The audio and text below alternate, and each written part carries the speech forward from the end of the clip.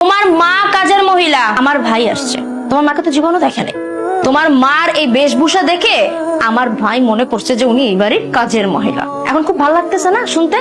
তোমাকে আমি বারবার বলছিলাম যে তোমার মাকে এই বাড়িতে রাখার দরকার নেই।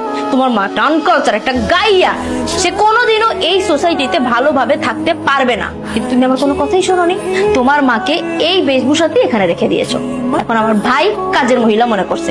ওর দোষ কোথায় এখানে? তোর ভাই আমার মাকে কাজের মহিলা বলছে, আর তুই সেটা নীরবে হজম করে নিলি। তুই সেটা প্রতিবাদ করবি না?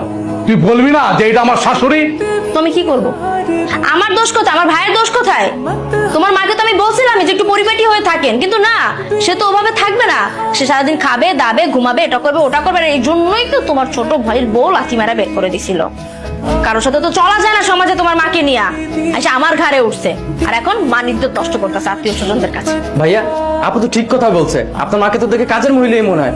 সে আপনার মা একটু মার্জিত, সুন্দর মতো চলাফেরা করবে, সুন্দরভাবে নিজেকে প্রেজেন্ট করবে। এরকম ভাবে থাকলে তো সবাই কাজের মহিলা বলবে। এই, একদম চুপ। তুই যদি আরেকটা কথা বলো, এই একদম চুপ।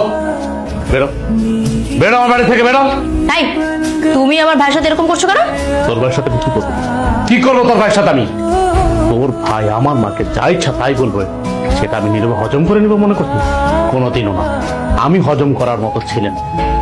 এই, তুই বেরো আমার বাড়ি থেকে, বেরো, বেরো। পাউল জানি তো থাকা। তোরে যেদিন থেকে আমি এই বাড়িতে বউ বানায় নিয়ে আসছি, সেদিন থেকে এটার বাড়ি নাই, এটা তুই জাহান্নাম বানায় ফেলছিস। তুই আমার মায়ের যে অত্যাচার গুলা করছিস, আমি এতদিন মুখ বুঝে সহ্য করছি। কেন সহ্য করছিস জানো? আমি মনে করছিলাম তুই এই নিয়ে শুধরাবি, এই নিয়ে শুধরাবি। না, তুই শুধরানোর মেয়ে না। আসলে তোর বংশগত সমস্যা আছে। তুই সাংসারিক মেয়ে না, তুই সংসার করে খেতে পারবি না। তো আমি তোর এই ফ্যামিলিতে, আমার এই বাসায় আমি আর এক মুহূর্তে দেখতে পাচ্ছি না।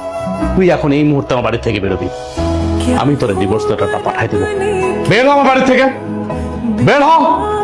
বাবা থাক না, এসব বাদ দে। মা, তুমি কোনো কথা বলবা না। একটা মানুষের সীমা থাকে, ও সীমা লঙ্ঘন করছে অনেক আগেই। পরে অনেক আগে উচিত ছিল এই বাড়ির থেকে বের করে দেওয়া, কিন্তু না, আমি সব নীরবে হজম করছি। আর হজম করবো না, অনেক হয়েছে। তুই একটা বাইরের ছেলের সাথে, তোর খালাতো ভাইয়ের সামনে তুই আমার মাকে কাজের মহিলা বলে তোর ভাই, আর তুই সেটা মজা নেস না? মজা নেস?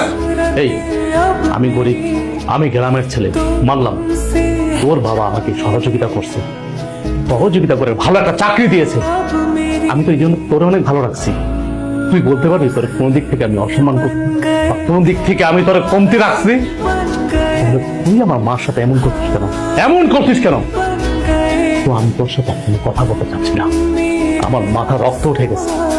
তুই এখন এই মুহূর্তে আমার বাড়ি থেকে বের হবি। আমি তোরে ডিভোর্স লেটারটা পাঠাই দেবো। যা, বের হ আমার বাড়ি থেকে, বের হ। মা, তুমি কোনো কথা বলবো না। আমি তো হচ্ছে একটা কুলাঙ্গার সন্তান। মারে দিনের পরে দিন অত্যাচার করছে, আমি নীরবে সহ্য করছি। কিচ্ছু বলিনি তোর, কিচ্ছু বলি নাই।